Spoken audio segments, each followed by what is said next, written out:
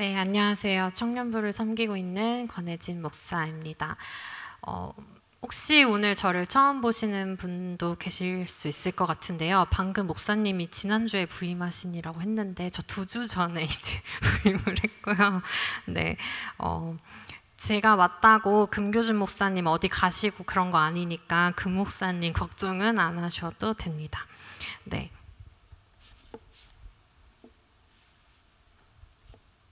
2주 전에 처음 온 날 제가 이 자리에 올라와서 저를 이렇게 그러니까 저를 소개하면서 이런 얘기를 했었어요. 밝고 맑고 따뜻한 청년부가 되기를 이 한 몸 바쳐 열심히 해보겠다고 얘기를 했었는데요. 그게 그냥 갑자기 나온 표현은 아닙니다. 제가 한 6년, 7년 전부터 좌우명처럼 간직하고 있는 표현이에요. 밝음, 맑음, 따뜻함은 빛이 가지고 있는 특징이기도 하고 성령이 역사하시는 방법이기도 하죠.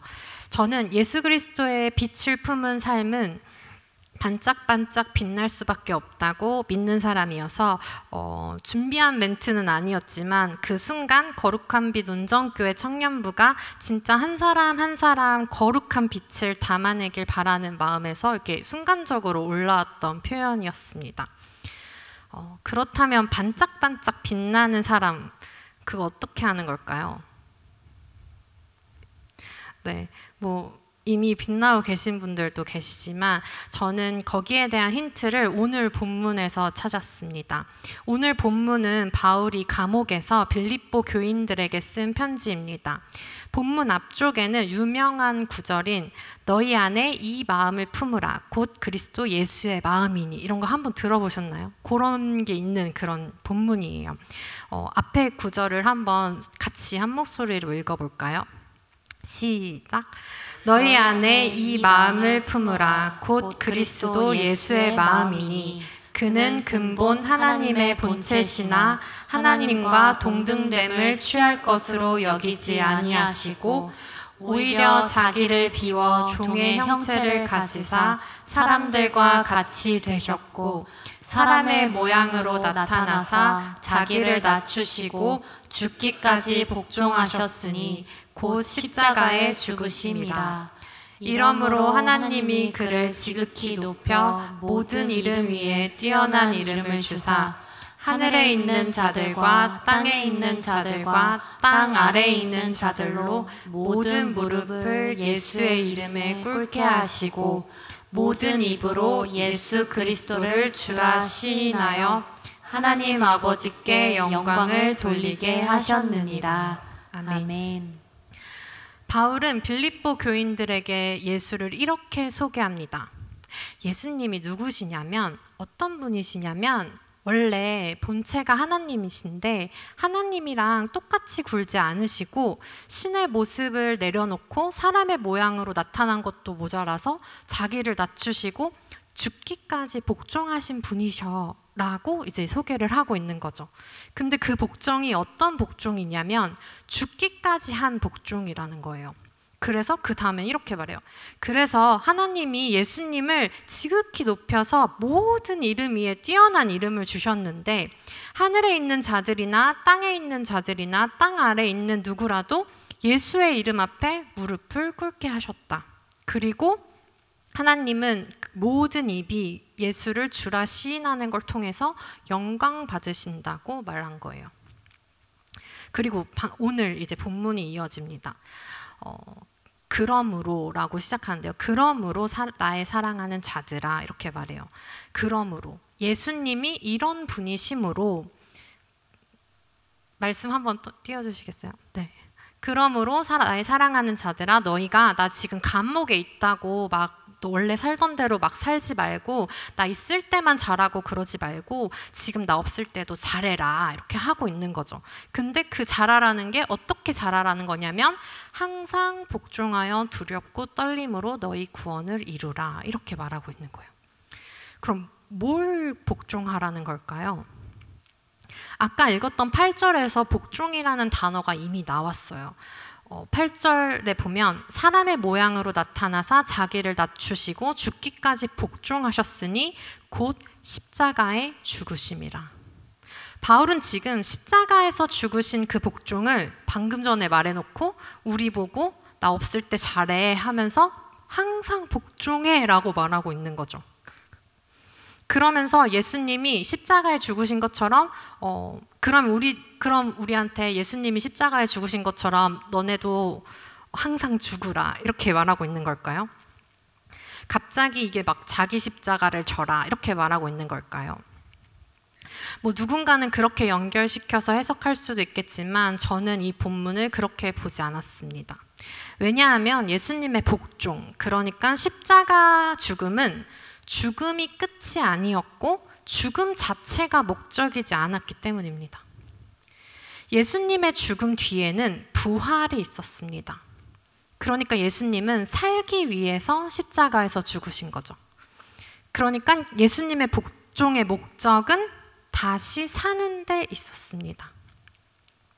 다시 살려면 죽어야 되니까 누군가의 죽음이 필요했으니까 눈 딱 감고 그걸 결심하신 거고 그 복종을 사용하셔서 하나님이 다시 살리셨죠.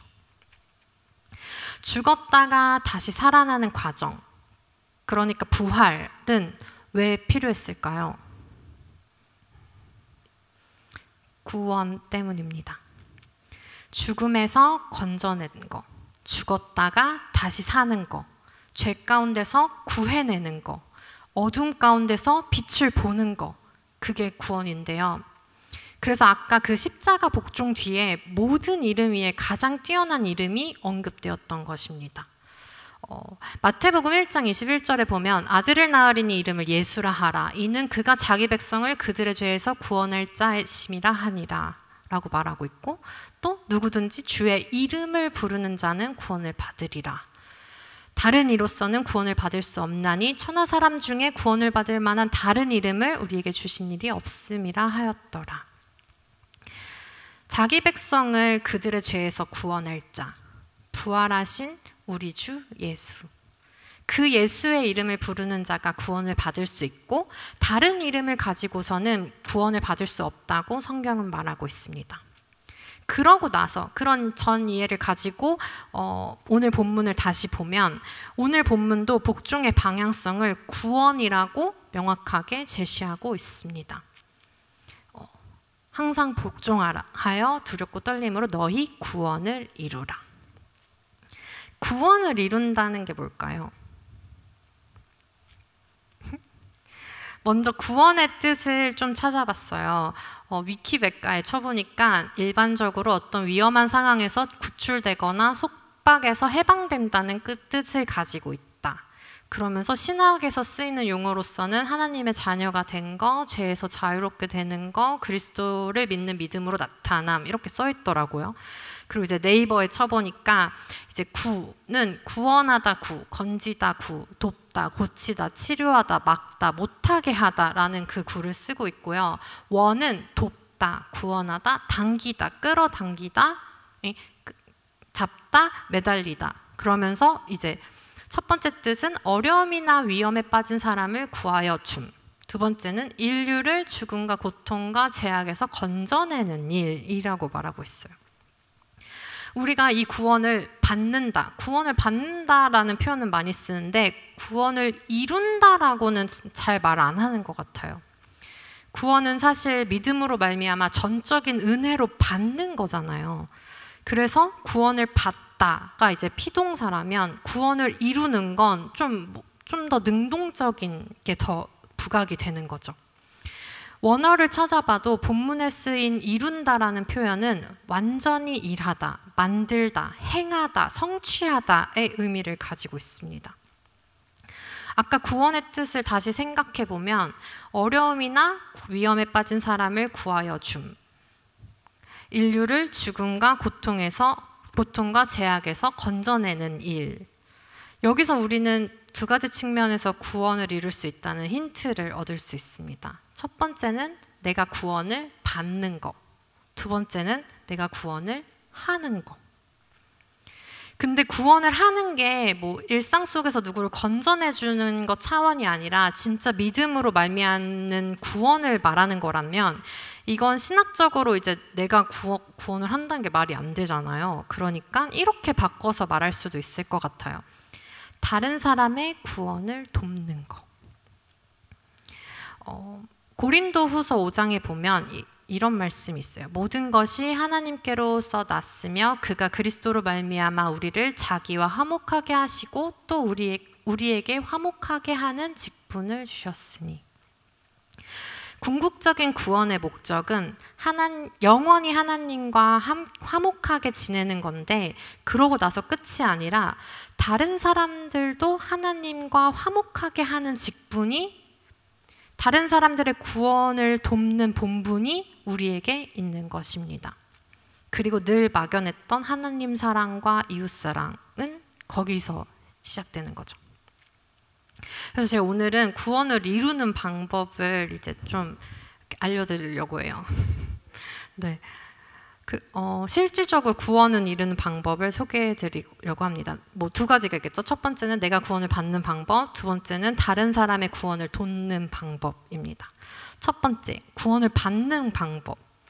구원을 받는 방법은 다른 방법이 없습니다. 아까 봤던 말씀처럼 예수의 이름을 부르고 예수의 이름을 믿어야 돼요. 그게 다예요. 근데 예수의 이름이 뭐라고요? 그가 자기 백성을 그들의 죄에서 구원할 자. 그걸 믿으시면 됩니다. 아, 예수가 날 구원하러 왔구나. 아, 하나님이 날 정말로 사랑하셔서 예수님을 이 땅에 보내주셨구나. 예수가 심판자로 너 그랬지 하면서 심판하러 오신 게 아니라 구원자로 오셨구나 를 믿는 거죠.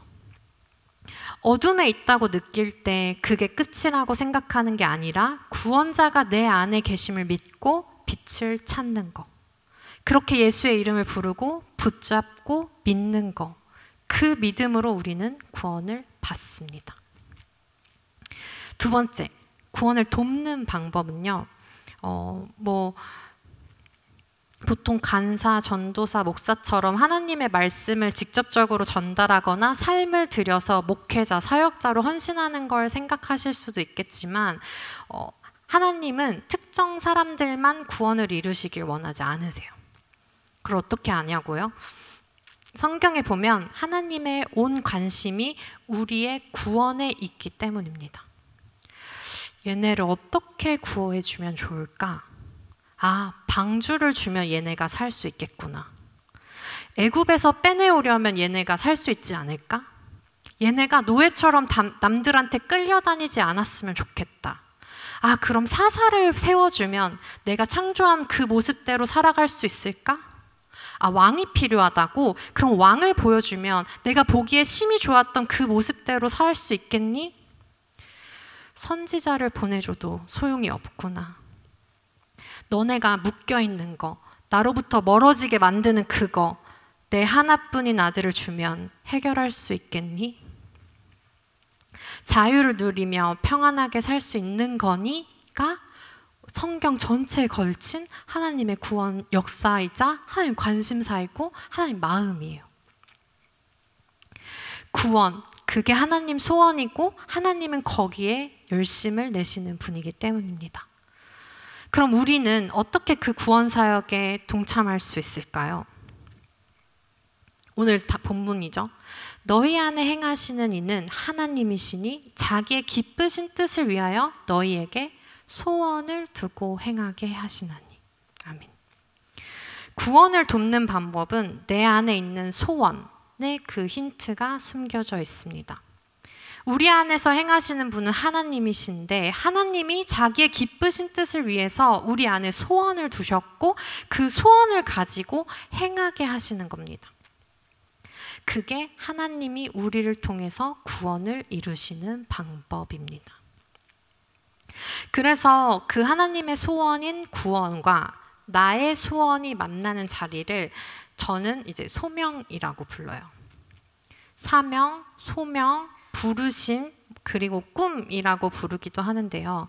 혹시 근래에 꿈이 뭐냐는 질문 받아보신 적 있으신가요? 저는 그런 질문 받아본 지가 10년은 더 된 것 같습니다. 아무도 관심이 없는 건지 물어봐 주는 사람이 없더라고요. 그런데 저는 오늘 여러분께 여쭤보고 싶습니다.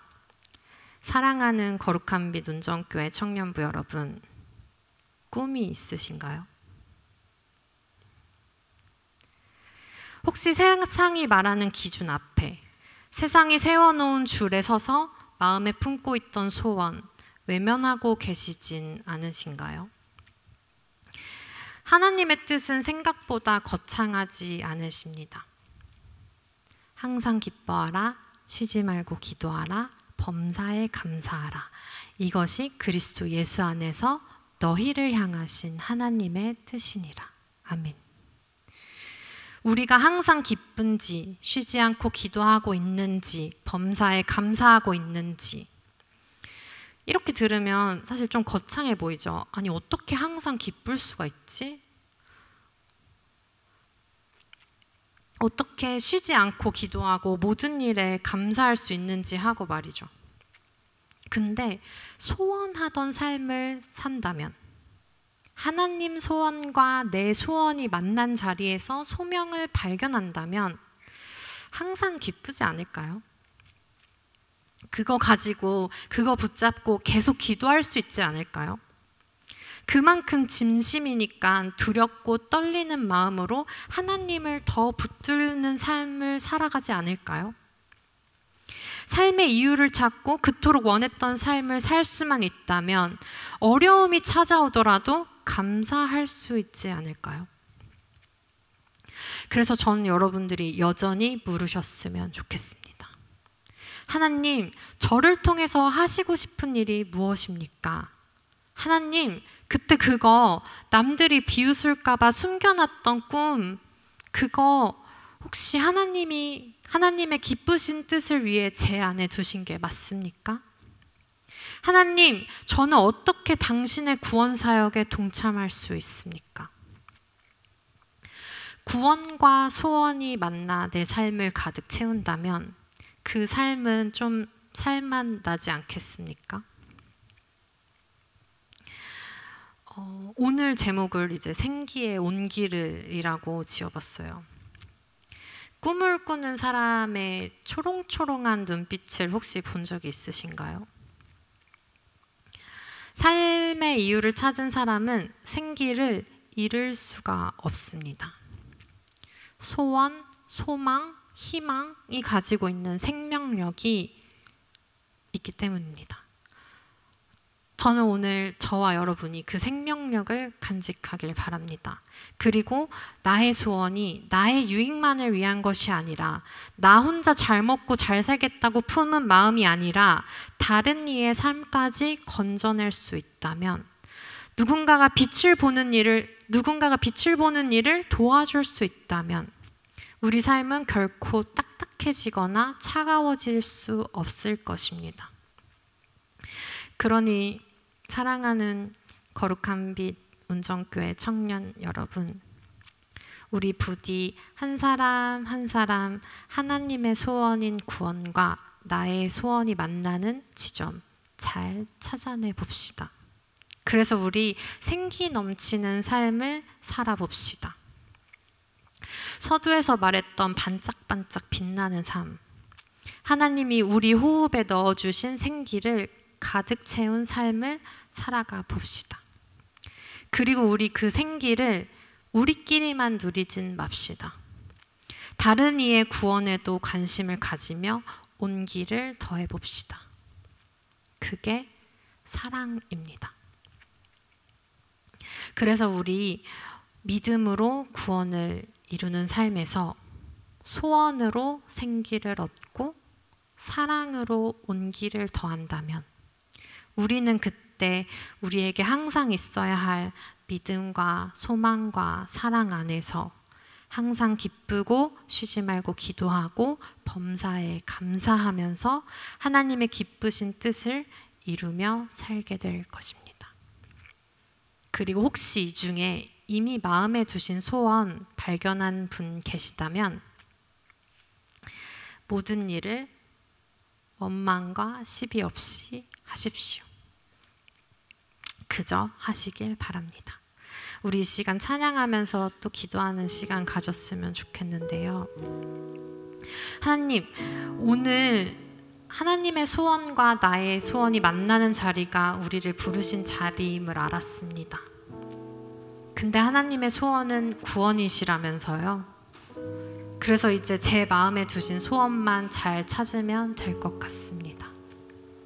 부디 우리 그거 잘 발견해서 하나님의 꿈이 나의 비전이 될 수 있도록, 그리고 주신 소원 찾았다면 기도하며 낙심하지 말고 참 소망 되신 예수의 이름 부르며 원망과 시비 없이 해낼 힘과 용기 달라고 이 시간 원하고 바라고 기도합니다 부르시면서 같이 고백하는 시간 갖길 원합니다.